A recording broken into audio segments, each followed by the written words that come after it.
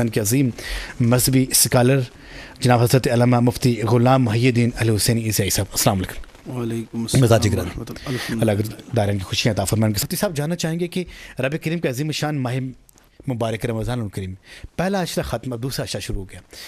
عشرۂ مغفرت کی شان، اس کی فرضیت، اس کی فضیلت بیان کی رحمت محمد سننے والوں کے رسول۔ اللہم صلی علی سیدنا و مولانا محمد وعلی آل سیدنا و مولانا محمد مبارک وسلم۔ اعوذ باللہ من الشیطان الرجیم، بسم اللہ الرحمن الرحیم۔ اللہ تعالیٰ اس ماہ مقدس کی عظمت و رفعت و کمال بیان کرتے ہوئے فرماتا ہے کہ کتب علیکم الصیام کما کتب علی الذین من قبلکم لعلکم تتقون، سبحان اللہ، کہ روزے تم پر فرض کیے گئے ہیں، تم سے پہلی امتوں پر بھی فرض کیے گئے تھے، بے شک، اس لیے کہ تم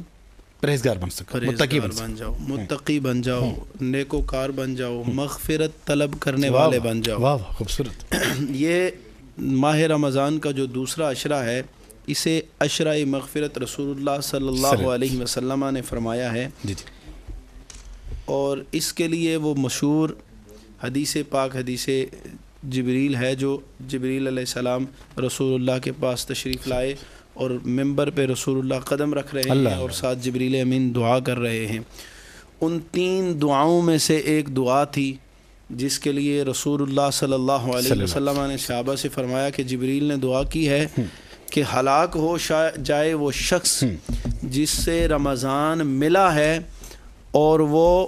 اس میں عبادت کر کے مغفرت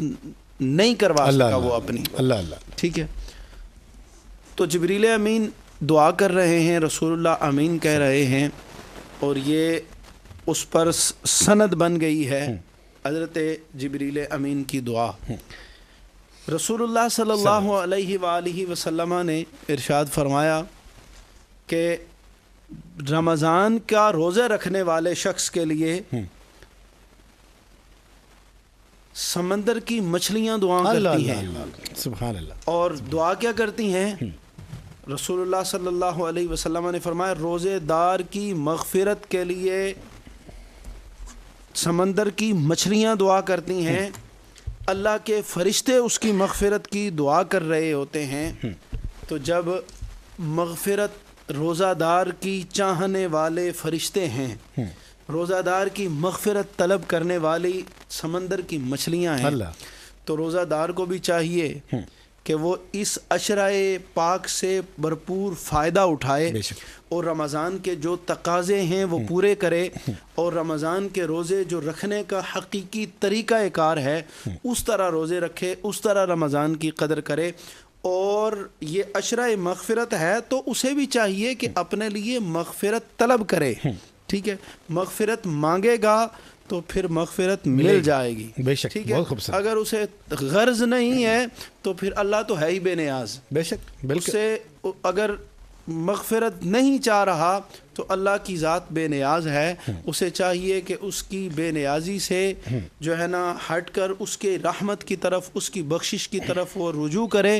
اور اللہ سے اپنے گناہوں کی معافی مانگے۔ ماشاءاللہ، مفتی صاحب نے شاندار بات کا اضافہ کیا کہ روزہ دار کے لیے سمندر کی مچھلیاں بھی دعائیں مانگتی ہیں۔ تو یہاں پہ ایک چیز ہمارے سامنے ہے کہ عرش کے فرشتے، کہ جن فرشتوں نے رب کریم کے عرش عظیم کو اٹھایا ہوا ہے، جب روزہ دار روزے سے ہوتا ہے، وہ بھوک پیاس میں ہوتا ہے، تو اس تکلیف میں ہوتا ہے، تو رب کریم کہ وہ نورانی مخلوق اس روزہ دار کے لیے دعائیں مغفرت فرماتے ہیں۔ عظیم شان عشرہ مغفرت ہماری زندگی میں رب کریم نے ہمیں عطا فرمایا ہے۔ رب کریم کا یہ احسان عظیم ہے کہ ہم